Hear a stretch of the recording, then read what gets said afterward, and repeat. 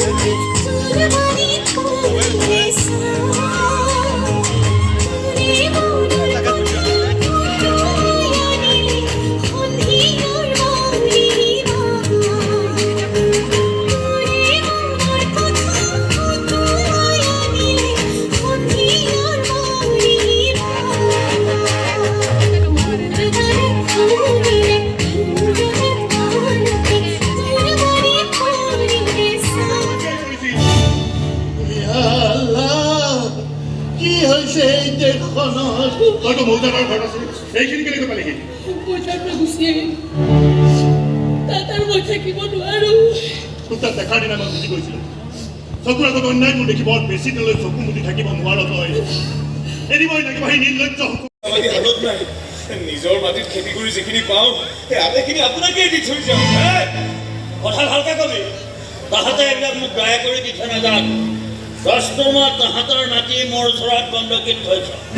আৰু বন্ধকীৰ নিয়ম মতে তাহাঁতৰ খেতিৰ মাটিত হোৱা ধানৰ 10 ভাগৰ 9 ভাগ মোৰ ভঁৰালত জমা হ'ব লাগে তাহাঁতে কৰা খেতিৰ ধানেৰে মোৰ ভঁৰাল উপচি থাকিব লাগিব মোৰ ছোৱালীজনীৰ বিয়াখন তোৰ ছোৱালীৰ বিয়া মই কি কৰিব লাগে আপুনি দিনৰ দিনটো চোতালতে কটাব নেকি গা পা ধোৱা লেঠা নাই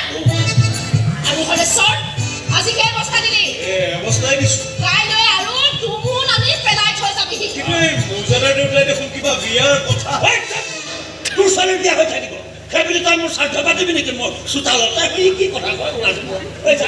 যা হ'ল ধান দিলি যা ওলা ওলা যা ওলা